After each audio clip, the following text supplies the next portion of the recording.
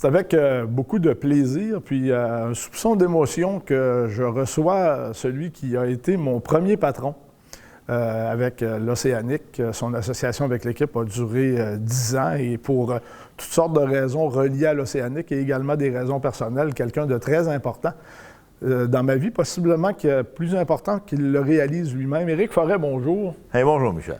Éric, on faisait des blagues avant de commencer l'entrevue. Est-ce qu'on va avoir assez de temps pour survoler ce que tu as touché durant ton passage avec l'Océanique? On va commencer dès le départ, 1995. Tu es directeur gérant marketing. C'était ça qui était l'expression à ce moment-là? Effectivement, en 1995, au tout début, en tout cas de mémoire, le poste était comme directeur gérant marketing, là, qui était de s'occuper des Je me demande, il faudrait vérifier si Michel, j'ai un blanc, parce que j'ai l'impression que Marius était directeur général et moi, il m'avait mis vice-président vente. OK. Mais Ouais. le champ d'activité était celui-là. Tu ne faisais pas de transactions Non, impliquant les joueurs. Non, exactement. Par contre, tu as eu, et ça, je pense que c'est le propre justement de quelqu'un de très compétent et de très solide au point de vue marketing, tu as eu une série d'idées absolument exceptionnelles. J'aimerais qu'on les prenne une à une, peut-être pas nécessairement dans l'ordre chronologique, mais d'abord, le slogan de l'équipe, qui est toujours le même. Écoute, d'ailleurs, l'anecdote qui est dans la préhistoire de l'Océanique, ça, c'est peut-être quelque chose que je te partage aujourd'hui. Quand on a négocié, le dimanche matin, à l'époque, j'étais conseiller municipal de la ville de Rimouski, et j'étais vraiment, mais absolument pas, je pensais jamais de travailler pour l'Océanique, là. Et le dimanche matin, on finit les négociations avec M. Tanguay, Jacques Tanguay, André Jolicoeur. Et quand c'était terminé, je dis, M. Tanguay, j'ai un souhait. Et tu vois, j'espère que le nom de l'équipe va porter notre réalité maritime. Parce qu'on travaillait depuis le début des années 80 à positionner Rimouski comme la technopole maritime du Québec. Tu commences ça, j'explique ça. En fin de compte, il y a eu le concours du nom et le nom a été retenu Océanique. Et je pense que ça porte bien notre réalité maritime.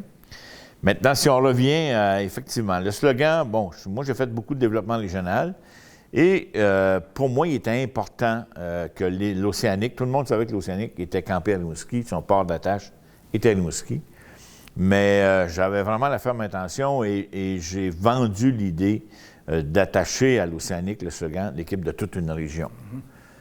Puis le faire est une chose. Maintenant, il faut souvent, comme on dit, que nos bottines suivent nos babines, donc prendre des décisions qui ont consolidé ce slogan-là, comme changer l'heure des matchs le samedi, le dimanche, de ramener l'heure des matchs de 19h qui était partout dans la Ligue junior majeure du Québec à 16h, pour permettre aux gens de l'extérieur de venir chez nous. Le gars d'encourager sa conjointe à dire on va aller magasiner, on va aller à l'Océanique, on va prendre un bon souper, peut-être qu'on va coucher à Rimouski.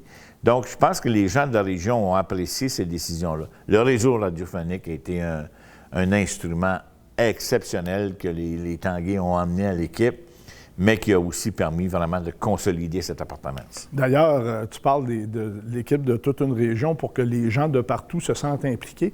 C'est quand même assez exceptionnel. Il y avait des détenteurs de billets de saison assez loin en Gaspésie. De Gaspé. Partout, des gens qui avaient des billets de saison, donc qui se créaient une obligation de ne pratiquement pas manquer un match. C'était exceptionnel. On avait, à l'époque, 8 détenteurs de billets de saison de Gaspé. Puis là, il faut se rappeler qu'éventuellement, en cours de route, Benoît Martin s'est à jouer pour l'équipe, Jean-François Plourde, mais dans les 2, 3, 4 premières années, on avait des détenteurs d'aussi loin de Gaspé, de Chandler, de New Richmond, d'Amqui, qui ne manquaient pratiquement jamais de partie.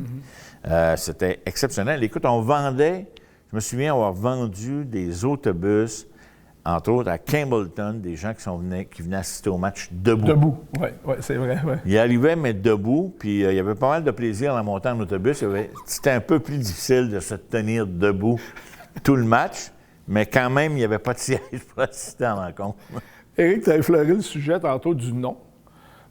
Comme ça se fait, je pense, pas mal partout, il y a eu un concours d'organiser. Exact. Puis il y avait eu un petit quiproquo avec le nom. Effectivement, dans tous les noms proposés, il y a eu une proposition qui était l'Océanique. Mais écrite de deux façons. NIC, parce qu'étant un nom propre, et pour moi, l'Océanique c'est comme un transatlantique, un bateau qui vogue sur les océans.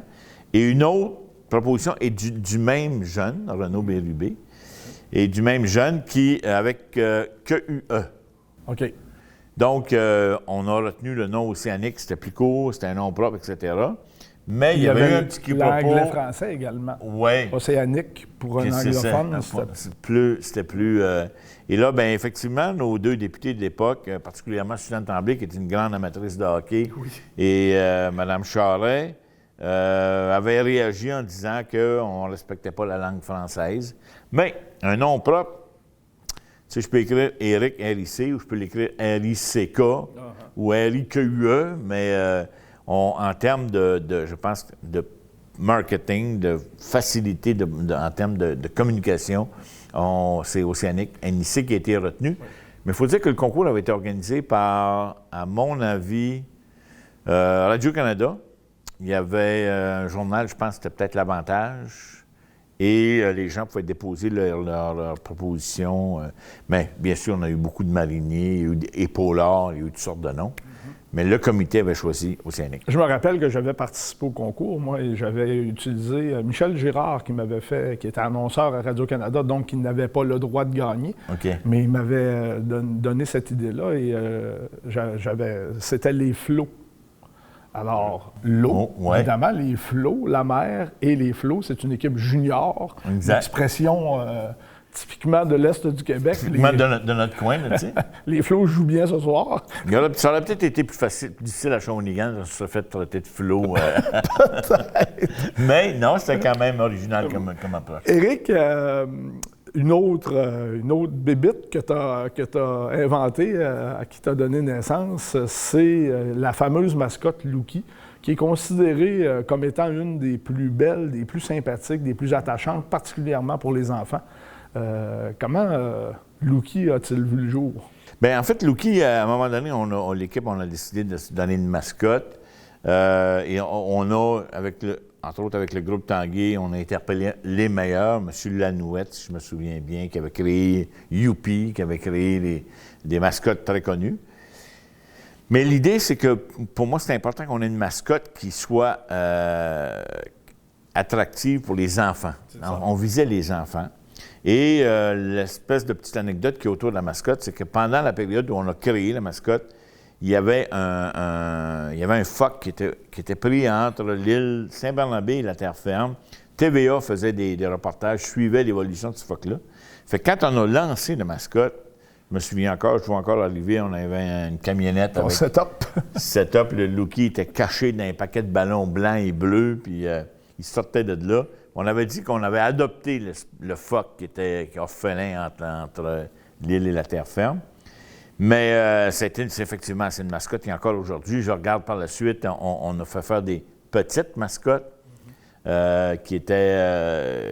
a fait produire puis qu'on vendait. La fête de Lookie, où on invitait les autres mascottes, puis avec sa sœur Louquette. Oui. Sa sœur Louquette, qui était très gentille, mais qui est apparue. Donc, on a eu beaucoup de plaisir avec cette mascotte-là. Si je me souviens bien, on a même organisé un mariage à un moment donné avec Lookie, là, mais je ne connais pas le nom de la mariée. Je ne me souviens plus du nom de la mariée. Non, effectivement. Autre élément qui est très important et qui était original, mais qui est devenu même un règlement au niveau de la Ligue de hockey junior majeur du Québec, c'est le fameux match du lancer du toutou. Alors, d'où t'étais venue cette idée de mettre ça sur pied? Écoute, l'origine de l'idée, c'est qu'à un moment donné, on était toujours plein, tu te souviens à l'époque, et à un moment donné, il y a quelqu'un qui s'est fait sortir du Colisée d'une façon j'avais trouvé un peu brutale. On avait intervenu avec les agents de sécurité. Puis ça me chicotait. Je me disais, quand même, il faudrait essayer de trouver une opportunité que les gens, à un moment donné, puissent se défouler puis lancer quelque chose sur la glace sans se faire sortir du building. Et en même temps, dans cette période-là, c'est dans mi-novembre, en même temps, les services d'incendie, protection d'incendie de la ville de Rimouski annonçaient qu'ils ramassaient des jouets pour les enfants défavorisés. Fait que je réfléchissais à ça, c'était sur mon disque dur. Je ne vous dirai pas où l'idée est venue, mais à un moment donné, je me dis, quand même, si on invitait les gens à emmener des oursons. Puis l'idée, derrière ça, on pourrait, oui, ça pourrait servir aux enfants défavorisés, mais je dis, on pourrait en donner aussi aux ambulanciers qui vont chercher un jeune malade. Tu sais, on pourrait utiliser l'ourson puis les distribuer. Fait qu'on a lancé l'invitation. Ça n'a pas été évident d'avoir le hockey de la Ligue au début.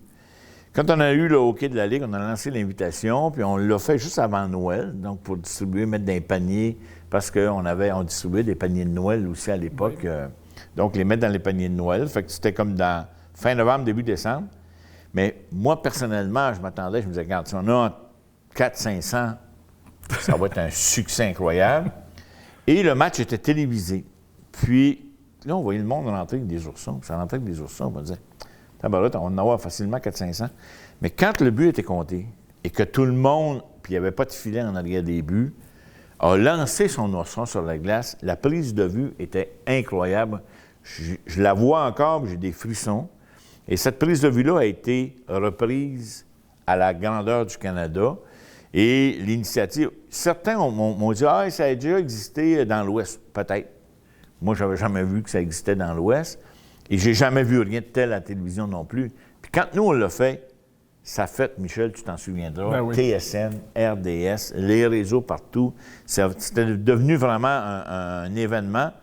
Et le nombre d'oursons qu'on ramassait à chaque année, oui, on en donnait aux jeunes qui étaient défavorisés, mais un endroit où c'était assez émotif d'aller les donner, c'était dans les centres hospitaliers de longue durée. Mm-hmm. Des personnes âgées qui n'avaient presque pas de visite de l'année. On allait avec les joueurs leur remettre un ourson.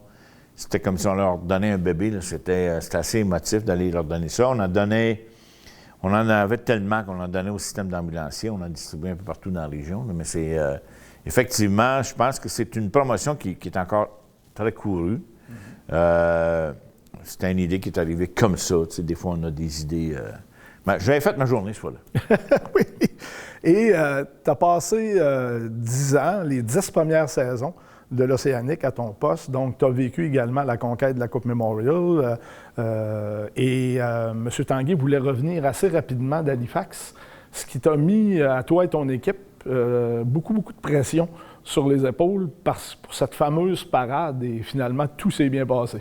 Ça a été incroyable, la parade. Écoute, on était d'abord le retour d'Halifax. Tu l'as vécu, toi aussi. Nous, on était un peu en advance avec la minivan. Écoute, j'étais avec ma conjointe, j'étais avec Sylvie Miles, puis j'étais avec Mme Tanguay. On roulait à 4 cellulaires pour organiser la parade. Puis là, bien, tu sais, comment on va installer les déconvertibles, il y a du monde qui nous appelait, qui nous offrait des autos. Comment on allait un peu le concept de la parade, gérer ça. Puis la fin de la parade, on allait arriver ici au Colisée.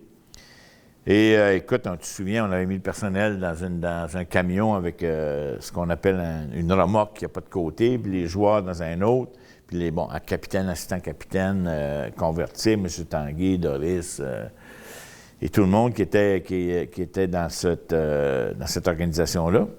Mais quand il y avait tellement de monde. C'était incroyable. C'était incroyable. Quand je me souviens encore, moi, on est arrivé, la cour du Colisée était plein. Le Colisée était plein. Là, je me disais à moi-même, je sautais en bas du convertible. J'ai dit, il faut aller voir là dedans. On va être obligé de faire ça dehors. Il va y avoir un émeute. Mm-hmm. Il devait y avoir 5000 personnes dans le Colisée. Il ne faut pas que les services d'incendie sachent ça. Là. Mais c'était bourré, craqué. Tu l'animais, la soirée. Il n'y a pas eu aucune espèce de violence, ou il n'y a eu aucune espèce de façon, de comportement qui était inacceptable. Ça s'est tellement bien passé. Moi, la crainte que j'ai eue, c'est le lendemain. Quand j'ai vu à la télévision le lendemain, écoute, les camions remorques qui se promenaient avec les jeunes qui couraient à côté pour avoir des entrevues, je me dis, hey, on aurait pu avoir une catastrophe. Mais on était, je dirais qu'il y a toujours l'Océanique, on a toujours eu une espèce de bonne étoile, en quelque part, qui nous a, tu sais, je pense à Vincent, je pense à Brad, je pense d'aller chercher le tirage de Lafrenière. Tu sais, on navigue avec un bon vent et sous une bonne étoile. Mm-hmm. Et au bout de 10 ans, tu as décidé de céder la place. Est-ce que tu te rappelles fort probablement, mais qu'est-ce qui t'a motivé? Qu'est-ce qui t'a amené finalement à quitter? Parce que ça allait encore très bien. La 10e saison, je pense que c'est au moment où Crosby, où on a perdu en finale de la Coupe Memorial, ou c'était l'année d'avant? On avait perdu, nous, au printemps 2005, OK? À London. D'ailleurs, puis qu'on aurait pu gagner la Coupe Memorial. Il manque un petit peu de maturité, là, mais si on avait compté le premier but, là, au lieu de se le faire compter... Un peu de profondeur. Oui, ça aurait pu changer un peu. Mais moi, ça fait 10 ans que j'étais là. Puis d'autres, c'est un peu à l'exemple de ma carrière. J'ai fait beaucoup. J'ai été 10 ans dans le développement régional. J'ai été 10 ans dans l'automobile. Ça faisait 10 ans que j'étais avec l'Océanique. Je m'étais engagé à me présenter à la mairie de Rimouski. Ah, OK. Donc, je me suis présenté à la mairie de Rimouski. J'ai été élu le 3 novembre 2005. Puis j'ai continué, j'étais en phasing out jusqu'au 31 décembre. Donc, j'ai terminé le 31 décembre 2005. Pendant 10 ans, des années extraordinaires. J'ai rencontré des gens, toi comme bien d'autres aussi, des gens extraordinaires dans un milieu où on avait la chance d'œuvrer pour des propriétaires qui étaient ouverts, qui avaient des moyens exceptionnels. Je pense la puissance, l'alliance entre la dynamique des gens d'affaires de notre région et le professionnalisme au niveau de la mise en marché des tangués. Ça a été un mariage tout à fait exceptionnel. J'ai eu le bonheur d'œuvrer dans ce milieu-là. Puis, ils nous permettent, on a fait des choses, des événements. Souviens-toi de la grande veillée Molson, où on parlait des oursons, mais on a fait des concours, des intéressants, puis des fois, je me souviens encore d'avoir organisé une course de crabe au printemps, et qu'un spectateur avait un peu éméché, pris le crabe, il avait décidé d'y donner un peu une pousse.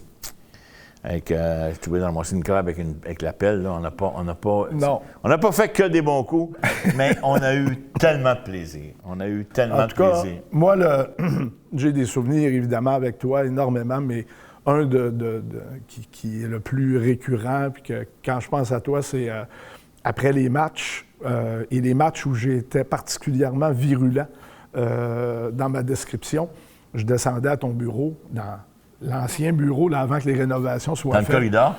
Puis là, je m'assoyais sur une chaise, puis là, tu rentrais dans le bureau, tu t'assoyais, puis tu te balançais sur ta chaise, puis à un moment donné, tu me disais « Ouais, Michel, je pense que tu es dû pour quelques jours de congé. Alors, on se revoit mercredi ou on se revoit vendredi, là, mais va te reposer. » Mais je pourrais dire, moi, qu'à la fin de ma carrière, que j'ai eu 3 patrons extraordinaires et ça a commencé par le premier, toi. Alors, merci beaucoup, Éric, pour toutes ces belles années. Ça continue.